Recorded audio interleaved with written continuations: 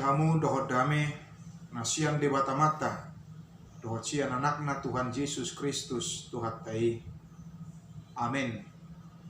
Selamat pagi saudara-saudari, Bapak Ibu jemaat yang terkasih. Kembali firman Tuhan menyapa kita pada hari Senin tanggal 6 Desember 2021 yang tertulis dari Hagai pasal 2 ayat 6 dalam bahasa Batak.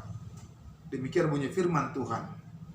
Aisonot dohatani jahu baze baot sautik nari nama ulahakku makuturi langit dohot tano dohot laut rodi darat.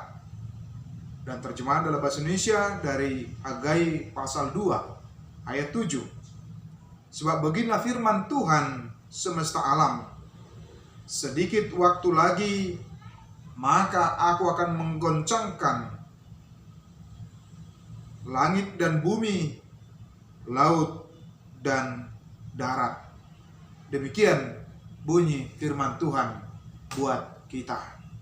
Saudara-saudari, Bapak Ibu jemaat yang dikasihi oleh Tuhan Yesus Kristus, kehancuran bait Allah yang disaksikan oleh umat Tuhan setelah mereka kembali dari pembuangan membuat umat menjadi apatis, menjadi ragu dan khawatir.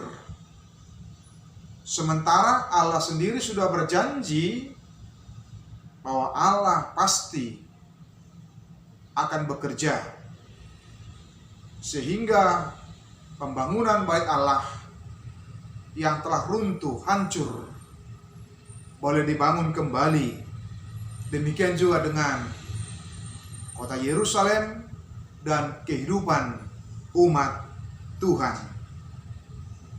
Seperti yang kita ketahui bahwa bait Allah memiliki peranan yang sangat sentral dalam kehidupan iman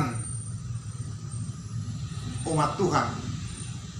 Bait Allah merupakan simbol kehadiran dan penyertaan Allah atas umat itu, sehingga ketika hancur mereka berpikir, berpandangan mereka sudah ditinggalkan oleh Tuhan. Namun sayang sekali, setelah mereka pulang dan kembali ke Yerusalem, mereka sibuk dengan pekerjaan mereka sendiri. Mereka sibuk dengan kegiatan aktivitas mereka sendiri. Mereka sibuk hanya untuk membenahi rumah mereka, tempat kediaman mereka, dan mereka melupakan bait Allah untuk dibangun dan diperbaiki. Setelah mereka tinggal 18 tahun di Yerusalem, mereka melupakan, dan itu yang disuarakan oleh Tuhan di Hagai pasal 1 ayat 4. Apakah sudah tiba waktunya bagi kamu untuk mendiami rumah-rumahmu yang dipapani dengan baik, sedang rumah ini tetap menjadi reruntuhan? Allah mengingatkan mereka secara keras bahwa mereka boleh tinggal di rumah yang baik. Itu semua adalah karena campur tangan Tuhan di dalam kehidupan mereka. Tetapi sayangnya mereka melupakan rumah Tuhan, dan rumah Tuhan tetap menjadi puing-puing sementara mereka sudah tinggal di tempat yang senang, yang bagus, yang baik, dan mengabaikan rumah Tuhan. Nah, ini menjadi peringatan bagi umat pada saat itu, dan sekaligus juga menjadi peringatan bagi kita. Apakah konsekuensinya? Allah menegur mereka secara keras seperti yang disebutkan di dalam Hagai 1 ayat 6. Akibat mereka tidak lagi mempedulikan bait Allah. Mereka tidak mau tahu lagi bagaimana kondisi bait suci. Dalam Hagai 1 ayat 6 dikatakan, kamu menabur banyak tetapi membawa pulang hasil sedikit. Kamu makan, tetapi tidak sampai kenyang. Kamu minum, tetapi tidak sampai puas.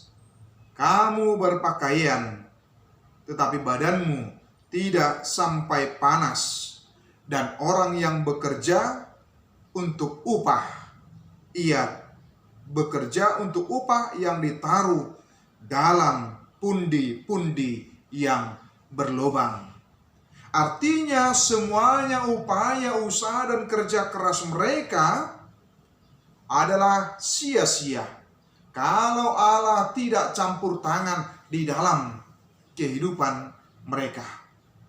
Ini sekaligus menjadi sebuah perenungan bagi kita, Bapak, Ibu, Saudara-saudara, dan kaum muda. Seberapa pedulinya kita dengan kondisi gereja, dengan apa yang dibutuhkan di tengah-tengah kehidupan gereja. Jangan kita seolah-olah berpikir bahwa kita bisa meraih semuanya itu, memperoleh semuanya itu hanya semata-mata karena kekuatan dan diri kita. Kita lupa akan peran dan campur tangan Tuhan. Ingat bahwa Tuhan bisa melakukan seperti disebutkan, bahwa ia bekerja untuk upah yang ditaruh dalam pundi-pundi yang berlobang. Sebagaimanapun, sehebat apapun, serapi manapun dia menyimpannya, tetapi Tuhan bisa mengambilnya dengan cara Tuhan sendiri.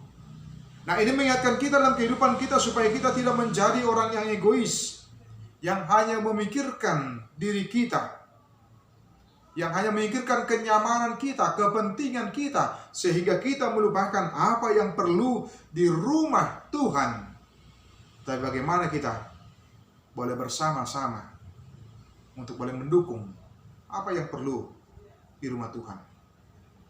Yang kedua, karena kekhawatiran yang begitu hebat, Allah berkata bahwa Allah akan menggoncangkan langit dan bumi, laut dan darat, seperti yang disebutkan di dalam nats ini.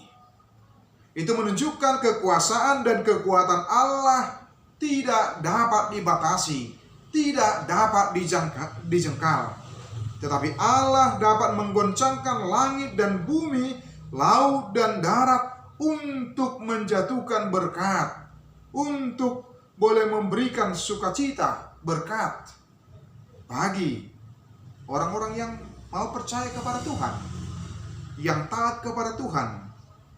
Kalau mereka tidak mau, Allah sendiri yang akan turun tangan, menggoncangkan, menggerakkan segala bangsa, seperti disebutkan di ayat 8. Aku akan menggoncangkan segala bangsa, sehingga barang yang indah-indah, kepunyaan segala bangsa datang mengalir, maka aku akan memenuhi rumah ini dengan kemegahan firman Tuhan semesta alam.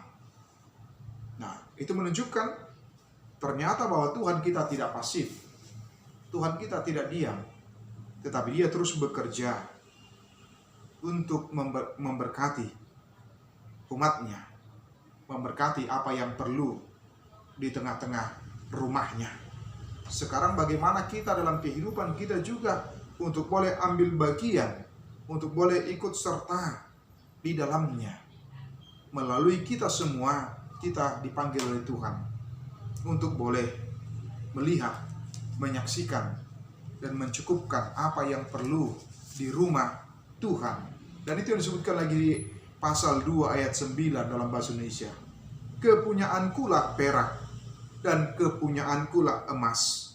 Demikianlah firman Tuhan semesta alam.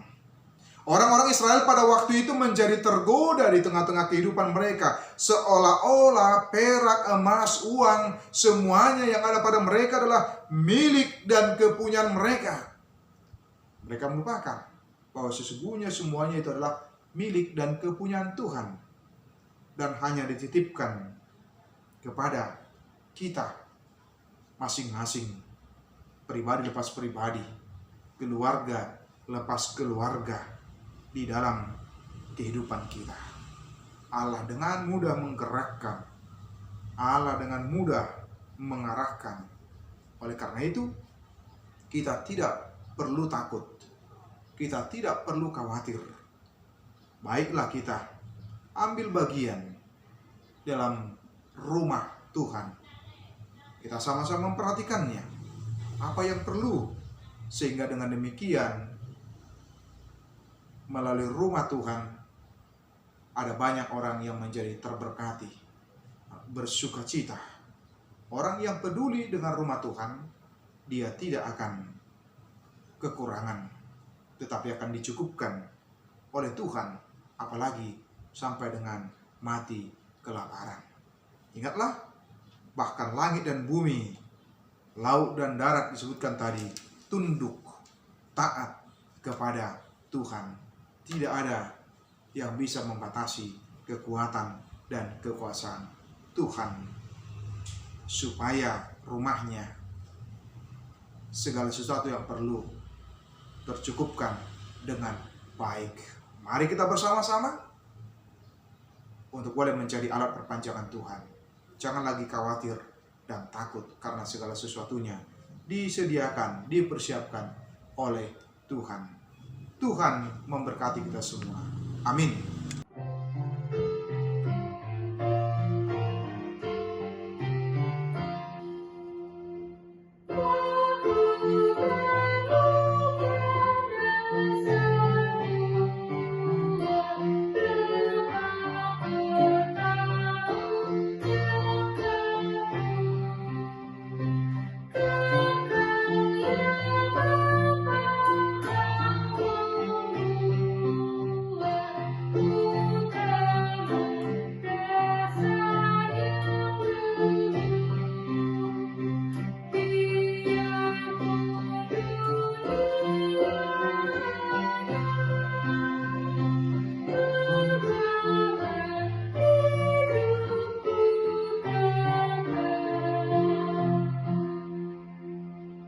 Bapa kami yang di surga, dikuduskanlah namamu, datanglah kerajaan-Mu, jadilah kehendak-Mu di bumi seperti di surga.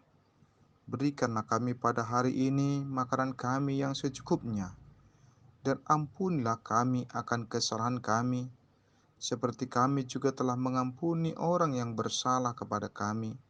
Dan janganlah membawa kami ke dalam pencobaan, tapi lepaskanlah kami daripada yang jahat. Karena Engkau yang punya kerajaan, dan kekuasaan, dan kemuliaan sampai selama-lamanya. Amin.